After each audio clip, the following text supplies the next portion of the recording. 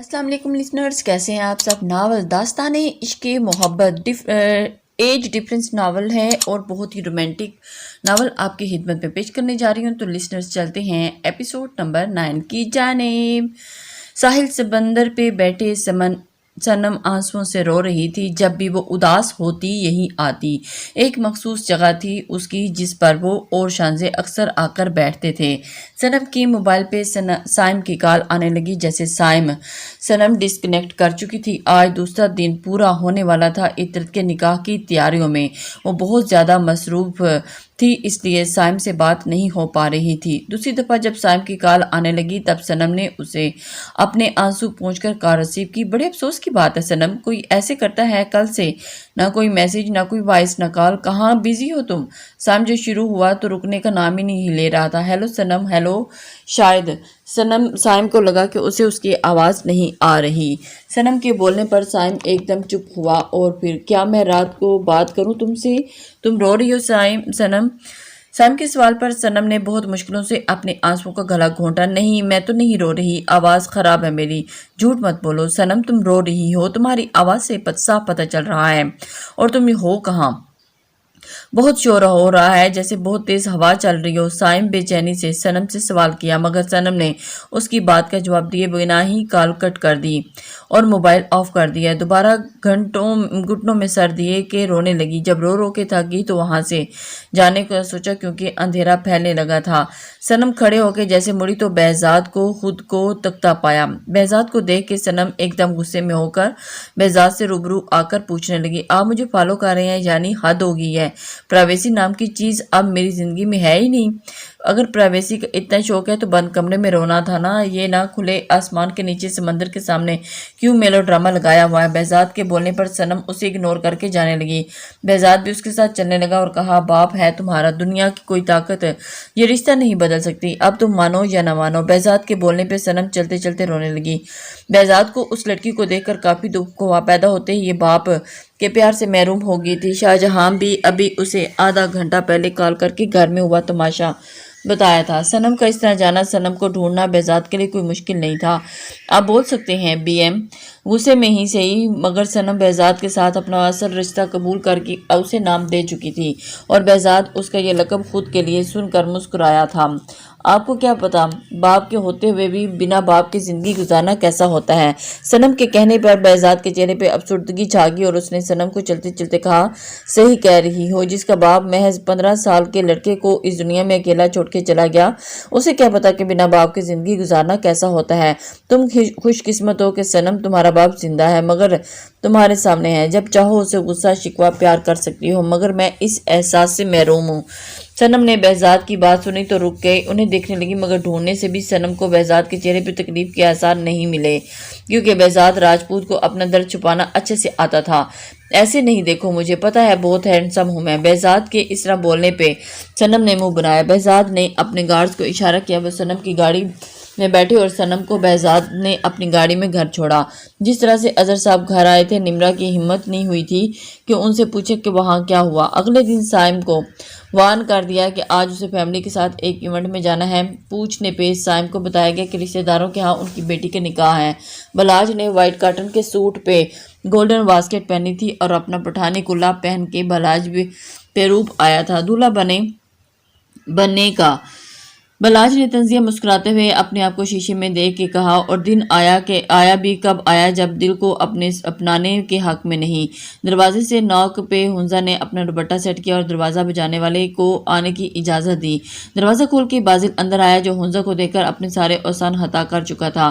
Light پیچ اور silver colour کے انگ رکھے میں لمبے بالوں کو کرل کیے، تھوڑی سی ہیوی جویلری پہنے ہنزا پورے حق سے بازل کے دل میں پر برجمان ہو چکی تھی۔ جب آنے والا 2 منٹ تک کچھ نہیں بولا تو ہنزا نے پلٹ کر دیکھا کہ بازل کو دیکھ کے اسے حیرت ہوئی۔ بازل، تم دروازہ ناک کر کے آئی ہو ریئلی؟ ہنزا کی بات پہ بازل، جو وائٹ کاٹن کے سمپل شلوار قمیض میں بلیک پشاوری چپل پہنے ہنزا کے دل پہ بھی دنیا ہلا رہا تھا، اور اس کے قریب آیا اور اپنا موبائل نکال کے اس کی اور اپنی سیلفی لیتے ہوئے کہا، مجھے کسی نے کہا ہے کہ جب تک لڑکی محرم نہ بن جائے اسے فاصلہ رکھو، بھلے محبت نہیں عشق کرو مگر حلال طریقے سے۔ بازل کی بات پہ ہنزا دل کھول کے مسکرائی اور اپنے ہاتھوں میں بازل کی نظر اتارتے ہوئے کہا، ہائے میں صدقے۔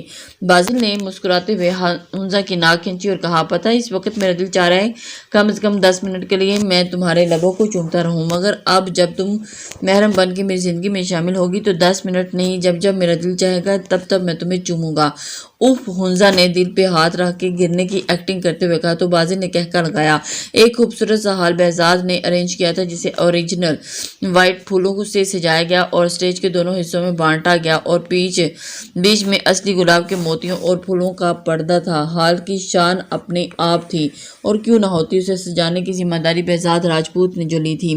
وائٹ اور گولڈن کلر کے بہت ہی خوبصورت شرارے میں ہیوی میک اپ کے ساتھ ہیوی جویلری پہنے، ناک میں بڑی سی مغلیانی نتھ ڈالے، ہاتھوں میں گولڈن کلر کی چوڑیاں پہنے، ہاتھوں میں ٹکیوں کی صورت میں مہندی لگائے، ریڈ کلر کے دوپٹے سے گھونگھٹ ڈالے، عطرت خود کو بھی پہچاننے سے انکار کر چکی تھی۔ آہستہ آہستہ سارے مہمانوں کی آمد ہونا شروع ہو گئی تھی۔ وہاج کی فیملی بھی آ چکی تھی۔ سائم خاموشی سے بور ہونے والے انداز میں ایک ٹیبل پہ بیٹھا تھا جب اسے ٹی پنک کلر کے شرارے میں گھومتی صنم دکھائی دی، جو میک اپ میں بہت حسین لگ رہی تھی اور ساتھ میں شانزے بھی سیم ڈریس پہنی ہوئی تھی۔ سائم کا دل صنم کو دیکھ کر باغ ہو گیا۔ صنم کی نظر ابھی تک سائم پہ نہیں پڑی تھی۔ بہزاد آج کے دن تو اپنے گارڈز چھوڑ کے آتے۔ شاہجہاں بیگم نے اس کے گارڈز کو دیکھ کے منہ بناتے ہوئے کہا، ارے ملکہ، تمہیں پتہ نہیں ہے آج ہنگامہ آرائی لوگوں کی آمد ہے، کچھ بھی وبال مچ سکتا ہے۔ بہزاد کی بات کا مطلب سمجھ کے شاہجہاں نے اس کے ہاتھ پہ ہلکا سا تھپڑ لگایا۔ اظہر صاحب جیسے ہی ان دونوں کے قریب آئے بہزاد وہاں سے چلا گیا۔ بہزاد نے ایک نظر بھی اظہر صاحب پہ نہیں ڈالی تھی اور ایسا کرنے پہ اظہر صاحب کو بہزاد کے بچپن کی کئی بات یاد آئی۔ اظہر بھائی، اگر آپ اپنی کبھی بھی میری ملکہ کا دل دکھایا تو میں آپ سے ناراض ہوں گا کہ آپ کی طرف دیکھوں گا بھی نہیں۔ بلیک کلر کے سمپل شلوار قمیض پہنے، ان پہ گرین آنکھیں، بہزاد کی شخصیت وہاں سب کی توجہ کا مرکز بن رہی تھی۔ شانزے نے جب بہزاد کو وہاں دیکھا تو بہت مشکلوں سے صنم نے اسے جانے سے روکا اور وہ جب بتائی دی تھی بہزاد کے جہاں ہونے کی جیسے سن کر شانزے شاکڈ تھی۔ صنم نے اس سے کہا کہ وہ صرف عطرت آپی کا نکاح انجوائے کرے، بہزاد سے وہ بات کر چکی ہے، اب وہ اسے تنگ نہیں کریں گے۔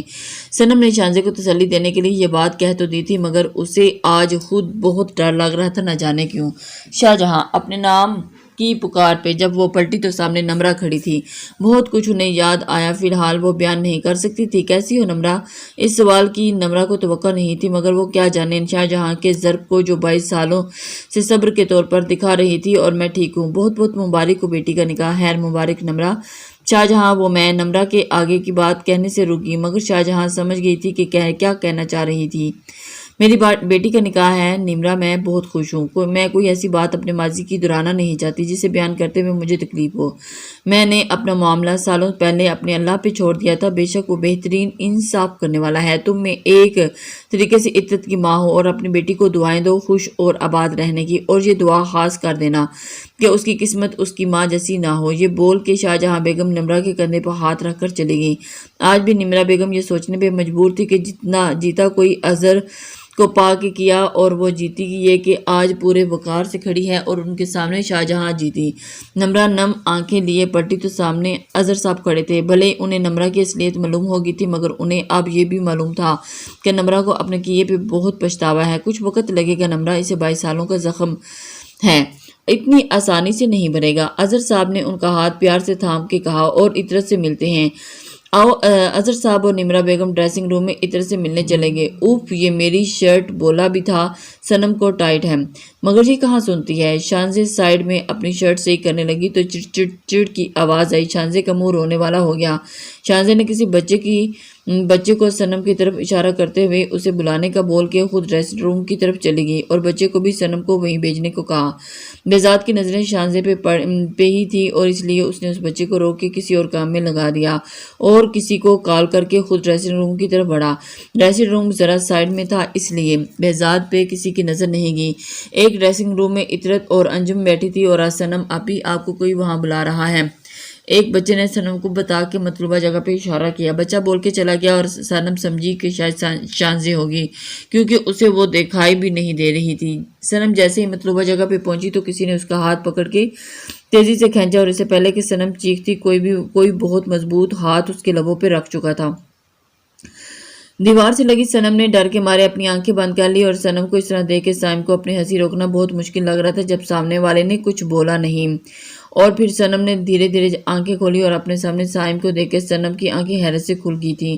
ڈریسنگ روم کا دروازہ کھول کے بہزاد اندر داخل ہوا۔ سامنے ہی شانزیں دوپٹے سے بے نیاز اپنی شرٹ میں پن لگانے میں مصروف تھی۔ بہزاد نے ڈریسنگ کا ڈور لاک کیا اور پھر یار صنم بولا تو تھا نا تجھے کہ میری ٹائٹ ہے یہ شرٹ مگر تو نے، شانزے نے بولتے ہوئے جیسے ہی گردن اٹھائی بہزاد کو دیکھ کے اس کے ہاتھ پکڑ پن گر گئی۔ بہزاد کو اس طرح سے ڈریسنگ روم میں دیکھ کر شانزے کے چہرے پر گھبراہٹ اور ڈر بہزاد کو بہت اچھا لگ رہا تھا۔ شانزے نے سائڈ پر اپنا دوپٹہ فوراً اوڑھا اور جیسے ہی بہزاد کے سائڈ میں سے گزر کے جانے لگی بہزاد نے اسے کھینچ کر دیوار کے ساتھ لگایا۔ بہزاد کا ایسا کرنا شانزے کی نیلی آنکھوں میں آنسو بھرنے لگا۔ یہ کیا کر رہے ہیں آپ، چھوڑیں مجھے ورنہ، شانزے نے اپنی کمر پہ بہزاد کے ہاتھ ہٹاتے ہوئے اسے دھمکی دیتے ہوئے کہا، ورنہ کیا شور مچا دو گی؟ او ہاں بھائی تم تو ہو ہی بہت ٹارزن۔ شانزے کو لگا کہ وہ اس کی بے بسی کا مذاق اڑا رہا ہے، مگر شور مچا کے کیا کہوں گی کہ میں بہزاد راجپوت تمہارے ساتھ اس ڈریسنگ روم میں آگے کی بات بولتے ہی بہزاد نے خود کو روکا، مگر شانزی اچھی طرح سمجھ گئی تھی کہ بلا جھجک اس نے منت کرنے والے انداز میں بہزاد سے کہا، آپ پلیز مجھے جانے دیں، اگر کوئی آ گیا تو بہت بڑا مسئلہ ہو جائے گا، آپ کو کوئی کچھ نہیں کہے گا لیکن میری عزت خراب ہو جائے گی۔ شانزے نے بہزاد کے آگے باقاعدہ ہاتھ جوڑ دیے۔ بہزاد غور سے شانزے کو دیکھنے لگا، پھر کسی کی کال آنے پہ شانزے سے دور ہوا، مگر پھر بھی شانزے میں اتنی ہمت نہیں تھی کہ وہ ڈریسنگ کا دروازہ کھول کے باہر جا سکے۔ کال سنتے ہی بہزاد نے بہت تھوڑا سا ڈریسنگ روم کا دروازہ کھول کے کسی سے پیکٹ لیا اور دروازہ فوراً بند کر دیا۔ پیکٹ لے کے شانزے کی طرف بڑھا اور پیکٹ اسے تھماتے ہوئے، اگر عزت کی اتنی پرواہ ہے تو تھوڑا اپنے لباس پہ دھیان دے لیا کرو، اسے بدل کر باہر آ جانا، کیونکہ جو تم نے پہنا ہے وہ کسی کے سامنے پہننے کے قابل نہیں۔ شانزے کے ہاتھ میں یہ پیکٹ رکھ کر بہزاد ڈریسنگ روم سے باہر جانے لگا، مگر جاتے جاتے شانزے کو دروازہ لاک کرنے کا کہنا نہیں بھولا۔ بہزاد کی باتوں پہ شانزے شاکڈ بھی تھی اور حیران بھی۔ اس نے پیکٹ کھولا تو اس میں لائٹ پرپل اور لائٹ انگوری کلر کا بہت حسین شرارہ تھا، جسے دیکھ کے شانزے کے لب مسکرائے بھی تھے، مگر وقتی طور پر یہاں تک کہ اس کے اندر کی اس جویلری میچنگ جویلری بھی تھی، اور شانزے نے نہ جب شرارہ پہنا تو شاکڈ ہوگی کیونکہ شرارہ اسے پرفیکٹ آیا تھا۔ شانزے نے جل کر کہا، آنکھیں میں ایکسٹرا فٹ ہے ہٹلر خڑوس کے۔ شانزے بھی جب تیار ہو کر باہر نکلی تو سب سے پہلی نظر اس پہ بہزاد کی ہی پڑی تھی، مگر وہ شانزے کو دیکھ کے نظر انداز کر چکا تھا۔ اوپ سائم، یہ تم تھے، جان نکال دی تم نے میری، اور 1 منٹ میں تم یہاں کیسے؟ صنم ذرا فاصلے رکھ کے سائم نے کہا، بھی فیملی کے ساتھ آیا ہوں۔ اچھا ماما جانتی ہیں تمہاری فیملی کو؟ ہاں شاید، سائم نے یہ کہہ کر دوبارہ صنم کو دیکھنا شروع کر دیا۔ سائم کی آنکھوں میں ایسا کچھ تھا جسے دیکھ کے صنم نگاہیں جھکا چکی تھی۔ بہت خوبصورت لگ رہی ہو صنم، آج میں دل کے ہاتھوں مجبور ہو کر کہتا ہوں کہ میں تم سے بے پناہ محبت کرتا ہوں۔ سائم کے اظہار محبت پہ صنم کے دل کی کیفیت عجیب ہونے لگی اور وہ وہاں سے بھاگنا چاہتی تھی، مگر سائم اس کے فرار ہونے کے سارے راستے بند کر چکا تھا۔ سائم نے صنم کے ماتھے پر اپنے لب رکھے تھے اور کہا تھا، اب تمہارے جواب کا انتظار ہے صنم۔ مجھے نہیں پتا، یہ بول کے صنم نے سائم کو مسکرا کر دھکا دیا اور دوڑتی ہوئی وہاں سے چلے گئی۔ سائم نے مسکرا کر اپنے بالوں میں ہاتھ پھیرا اور وہاں سے جانے لگی۔ ابھی ذرا ہی آگے بڑھا تھا کہ اس کی ٹکر بہزاد سے ہوگی۔ I am so sorry sir. سائم نے فوراً اسے ایکسکیوز کرا۔ بہزاد نے غور سے سائم کو دیکھا مگر بولا کچھ نہیں اور وہاں سے چلا گیا۔ سائم نے بہزاد کی پشت کو دیکھ کے کندھے اچکا کے کہا، اور عجیب ہے بھائی، بلاج لوگوں کی آمد ہو چکی تھی اور عطرت کو بھی اسٹیج کے اس پار لا کر بٹھایا گیا تھا۔ بلاج اور عطرت کے درمیان پھولوں کا پردہ تھا۔ اظہر صاحب بھی بلاج سے ملے اور بابر اور فہیم صاحب بھی، مگر کسی نے بھی اظہر صاحب کو دیکھ کے کوئی غلط ری ایکشن نہیں دیا۔ یہ کیا پہن لیا تو نے؟ شانزے کہاں سے آیا اتنا حسین شرارہ، اور پہلے والے کو کیا ہوا؟ صنم کے پوچھنے پہ شانزے نے کہا کہ وہ پھٹ گیا تھا سائڈ میں سے، یہ میں اپنی فرینڈ کا منگوایا ہے۔ پہلی بار شانزے نے صنم سے جھوٹ بول رہی تھی، اس کا لہجہ اس کا ساتھ نہیں دے رہا تھا، اور یہ بات صنم نے غور نہیں کی کیونکہ اس کی نگاہیں مسلسل سائم سے ٹکرا رہی تھیں۔ پہلے بلاج کا نکاح ہوا، پھر عطرت کا۔ نکاح ہوتے ہی شاہجہاں بیگم عطرت کے گلے لگ کے رونے لگی اور اظہر صاحب نے عطرت کو بھی گلے لگایا۔ وہاں سب بلاج کو مبارکباد دے رہے تھے اور اس کے گلے مل کر اس کو نکاح کی۔ چلے بھی بلاج بھائی، اب ذرا یہ پردہ تو ہٹائیں، اپنی زوجہ محترمہ کا دیدار تو کریں۔ بازل کے کہنے پہ وہاں موجود سب لوگ ہی ہنسنے لگے۔ صنم اور شانزی بھی وہاں کھڑی مسکرا رہی تھی۔ ہیر بھی بازل کے ساتھ کھڑی تھی اور بےتابی سے عطرت کا چہرہ دیکھنا چاہتی تھی جو ریڈ دوپٹے سے ڈھکا تھا۔ بلاج پھولوں کو پردہ ہٹا کے عطرت کی طرف آیا تو سارے ہی شور مچانے لگے، سارے بڑے سٹیج کے نیچے اتر چکے تھے اور بلاج نے جیسے ہی عطرت کا دوپٹہ پلٹا تو عطرت کا روپ دیکھ کے مبہوت رہ گیا۔ وہاں موجود سب نے ہی زور زور سے ماشاءاللہ کہا۔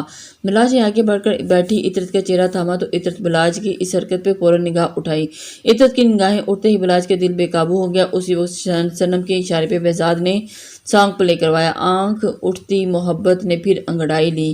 دل کا سودا ہوا چاندنی رات میں تیری نظروں میں کچھ ایسا جادو کیا، لٹ گئے ہم تو پہلی ملاقات میں۔ گانے کے بول یہ پہ جہاں بہزاد نے شانزی کو دیکھا، کچھ ایسا ہی حال سائم کا بھی تھا۔ بلاج نے جھک کے عطرت کے ماتھے پہ اپنے لب رکھ دیا اور سب نے زور زور سے ونس مور کے نعرے لگائے اور جس پہ عطرت کو گردن جھکا گئی، مگر بلاج نہیں، اس نے دوبارہ اپنے لب اس کے ماتھے پہ رکھے۔ رخسانہ بیگم بالکل نغمہ بیگم کے سامنے بیٹھی تھی، مگر ان میں اتنی ہمت نہیں تھی کہ 2 گھڑی اپنی بہن کے پاس بیٹھ جائے۔ وہاج نے 2-3 بار بہزاد کو مخاطب کر کے مگر بہزاد نے سن کے بھی ان کی انسنی کر دی۔ نمرہ بیگم کو دیکھ کے بہزاد نے بہت مشکل سے اپنا غصہ کنٹرول کیا تھا، وہ بھی اپنی ملکہ کے کہنے پر۔ شاہ جہاں سب مہمانوں کو دیکھ رہی تھی۔ کھانے کا دور چل رہا تھا، دولہا دلہن کا فوٹو شوٹ تھا، مگر ادھر میں تھوڑا ادھر اور قریب سر میم کے شولڈر پہ ہاتھ رکھیں۔ فوٹوگرافر کے ایسے پوز کا بولنے پہ بلاج نے کوئی خاص ری ایکشن نہیں دیا، مگر بلاج کے ہاتھ رکھتے ہی عطرت کے تن بدن میں آگ لگی اور اس نے کہا، ویسے تو بے وفا کا راگ الاپتے رہتے ہیں، اب اتنا چپک کے کیوں کھڑے ہیں؟ منع کریں فوٹوگرافر کو، کوفت ہو رہی ہے مجھے آپ کے قریب آنے سے۔ عطرت نے مسکرانے کے ساتھ ہی ساتھ دانت پیس کے کہا، زیادہ ہوا میں نہیں اڑنا، بالکل بھی نہیں، آئی بڑی کہیں کی کوفت ہو رہی ہے تو جب خوشی خوشی ماتھا آگے کر کے کرا تھا میرے، جب کوفت نہیں ہو رہی تھی مجھ سے۔ اور بات سنو، کہیں کہ لیڈی ڈیانا نہیں ہو تو میں جو مرا جا رہا ہوں تمہارے ساتھ پکس کھنچوانے کے لیے۔ اکیلے پارلر والی کو سلام ہے میرا کہ کس طرح ایک چڑیل کو انسان بنا دیا۔ بدقسمتی سے اگر ذرا سی اچھی لگ رہی ہو تو اپنے حسن کی ملکہ کو مت سمجھ لینا، اصل میں تم ہو ہی پچھل پیری۔ بلاج کے دو بدو جواب پہ عطرت نے گھور کے بلاج کو دیکھا اور بلاج نے اسے ہی وہیں پوز اور فوٹوگرافر نے اپنے کیمرے میں قید کر لیا۔ اور دادو یہی لوگ آپ لوگ ریلیٹیوز ہیں؟ سائم نے کھانا کھاتے ہوئے شاہ جہاں کی طرف اشارہ کرتے ہوئے کہا۔ وہاج پانی پیتے پیتے رکا اور کہا، ہاں ریلیٹیو ہیں، آئے نہیں کبھی یہ گھر ہمارے؟ آئے تھے بیٹا، تم گھر پر نہیں تھے اس دن۔ آگے کی بات رخسانہ بیگم نے پوری کی۔ سائم، وہاج یہ تم ہو؟ او مائی گاڈ! سائم کے پیچھے آتی آواز پہ سب ہی پلٹ گئے اور جب سائم نے بازل کو دیکھا تو خوش ہونے کے ساتھ ساتھ شاکڈ بھی ہو گیا۔ ارے بازل بابر، یہ تم یہاں؟ ہاں میرے کزن کا ہی نکاح ہے، بلاج بھائی میری خالہ کے بیٹے ہیں۔ ارے یار، اتنے سالوں بعد تم جونی کے بعد ایسے غائب ہوئے کہ نہ کال نہ ملنا نہ کوئی رابطہ۔ بازل نے ہلکا سے شکوہ کیا، یار میں لندن چلا گیا تھا پھپھو کے پاس، وہاں سے آ کر پھر پاپا کے ساتھ بزنس میں مصروف ہو گیا، اور یہ ہیں میرے پاپا، یہ دادو اور یہ میری پھپھو۔ سائم نے بازل کا تعارف اپنی فیملی سے کرواتے ہوئے کہا۔ ان لوگوں نے بھی مسکرا کر بازل سے ہیلو کیا۔ ارے بازل، تمہیں ہنزہ بلا رہی ہے، اچانک صنم نے آ کر بولا۔ سائم کی نظریں صنم کو دیکھ کر ایک دم چمکی تھی تو صنم کے لب بھی مسکرائے تھے اور آنکھیں شرم سے جھکی۔ یہ عمل بازل نے نہیں چھپ سکا، مگر بازل خاموش ہو گیا، بولا کچھ نہیں، اس کے لب سکڑے تھے۔ مسکراتے ہوئے سائم نے نوٹ نہیں کیا۔ چل تو ٹچ میں رہنا سائم۔ بازل نے وہاں سے چلا گیا، مگر صنم نے وہاں موجود سب سے کھانے کا پوچھا۔ رخسانہ بیگم نے پیار سے اس کے سر پر ہاتھ پھیرا تھا۔ نمرہ بیگم بھی ابھی تک صنم سے ملاقات نہیں ہوئی تھی، ابھی بھی ہوئی تھی اور اسے پتہ تو نہیں تھا کہ وہ اس کی سوتیلی ماں ہے۔ بازل ہنزہ کی بات سن رہا تھا جو اسے بول رہی تھی کہ ندا آنٹی سے بول کے تھوڑی دیر کے لیے عطرت بھابھی کو اپنے ساتھ لے چلے، مگر بازل کا دھیان سائم اور صنم پہ تھا۔ بازل سن رہے ہو نا میری بات؟ تمہارا دھیان کدھر ہے؟ ہاں سن رہا ہوں، بس تھوڑا پریشان ہوں مگر کیوں؟ ہنیزا نے تمہیں وہ میرا یونی کا دوست یاد ہے سائم، جس کے قصے میں تمہیں سناتا تھا؟ وہی نا جو تمہاری یونی میں پلے بوائے مشہور تھا؟ ہاں وہی۔ تو کیا ہوا؟ وہ بھی اس تقریب میں آیا ہوا ہے؟ ہیر اور ہنزا اور کیا؟ بازل، ہنزا مجھے لگتا ہے کہ اب اس کا ٹارگٹ صنم ہے۔ واٹ؟ بازل کیا بکواس کر رہے ہو؟ ایسا نہیں ہو سکتا ہے، تم خود بتاتے تھے کہ کس ٹائپ کا لڑکا ہے۔ تو صنم ایک بہت اچھی اور سلجھی ہوئی لڑکی ہے، وہ کسے اس کے ساتھ پاگل ہو گئی ہے؟ ارے ہنزا، تم سمجھ نہیں رہی میری بات، میں یہ کہہ رہا ہوں مجھے لگتا ہے کہ سائم اس بار صنم کو اپنے جال میں پھنسایا ہے، اور پھر بازل نے جو کچھ دیر پہلے دیکھا وہ ہیر کو ہنزا کو بتا دیا۔ ہو سکتا ہے بازل تمہاری غلط فہمی ہو، اللہ کرے ہنزا میری غلط فہمی ہو، کیونکہ صنم میری بہن جیسی ہے۔ اب تک سائم جتنی لڑکیوں کے ساتھ بھی کھیلا ہے ان میں تقریباً 2-3% اچھی تھی، باقی سب ہی سائم جیسی تھی، مگر اس بار سائم وہاج نے بھی جس پر ہاتھ ڈالا ہے نا حمزہ، وہ بہت معصوم ہے۔ بازل نے یہ بول کے سامنے کھڑی سنم کو دیکھا جو ہنس ہنس کی شانزے سے بات کر رہی تھی۔ یار ابھی رک جانا تھوڑی دیر، یار سنم تجھے پتہ ہے نا وہ ویسے ہی پاگل چل رہا ہے، ابھی ہاں ہمیں باتیں سنائے گا، اگر دیر ہوگی تو چل ٹھیک ہے پھر کل آئے گی نا۔ ہاں یار، یہ بول کے شانزے ہال سے باہر نکلی تو مراد غصے میں لال پیلا ہو رہا تھا، گاڑی ٹیک لگائے کھڑا تھا۔ شانزے تیزی سے اس تک پہنچی اور اس سے پہلے وہ ایکسکیوز کرتی مراد بھڑک اٹھا۔ کیا تماشا کیا ہے تمہارا؟ میں پاگل لگ رہا ہوں تمہیں؟ پچھلے آدھے گھنٹے سے تمہارا ویٹ کر رہا ہوں۔ کہا میڈم باہر آئیں گی، کچھ احساس ہے تمہیں؟ اپنی عیاشیوں سے فرصت نہیں تمہیں؟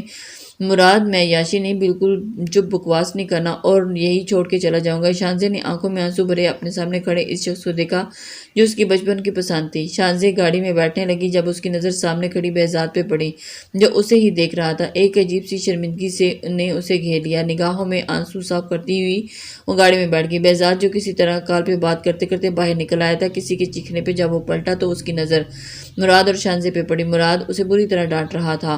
بہزاد نے بہت غور سے یہ منظر دیکھا اور تنزیہ نگاہوں سے شانزے کو جو کسی مجرم کی طرح نگاہیں جھکا کے کھڑی تھی۔ ان کی گاڑی کے جاتے بہزاد نے کسی کو کال ملائی۔ کتنا ٹائم لگائے گا تمہیں؟ آگے نہ جانے کیا کہا یا جیسے سنتے ہی بہزاد کے لبوں پہ مسکراہٹ آ گئی۔ مان جائے نا آنٹی پلیز، حمزہ نے تقریباً ان کے گلے میں باہیں ڈالتے ہوئے کہا۔ ہم بھابھی کو 2 گھنٹے بعد خود چھوڑ جائیں گے۔ شاہجہاں بیگم کی نظریں عطرت پہ تھیں جو مسلسل نفی میں گردن ہلا رہی تھی۔ سب سے پیچھے بیٹھے ہونے کی وجہ سے وہ کسی کی نگاہوں میں نہیں تھی، مگر بلاج کی نگاہیں اس پر پڑ چکی تھیں۔ آنٹی میں خود چھوڑنے آ جاؤں گا عطرت کو۔ بلاج کے کہنے پہ سب ہی ہوٹنگ کی اور شاہجہاں بیگم داماد کے آگے ہار مان گئی۔ بلاج نے پلٹ کر عطرت کی